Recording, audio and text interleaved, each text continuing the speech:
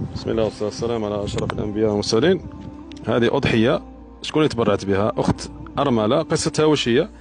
أنه الزوج تاعها من توفى، من كان حي كانت هي تشري أضحية وهو يشري أضحية، معناها كاين واحد ليهم واحد يصدقوا بها. قالت لك هذاك الزوج تاعي مين كان يصدق بالأضحية، قالت لك نخليها سنة تاعو دائما، تشري له إن شاء الله بإذن الله وتخليها بالاسم تاعو.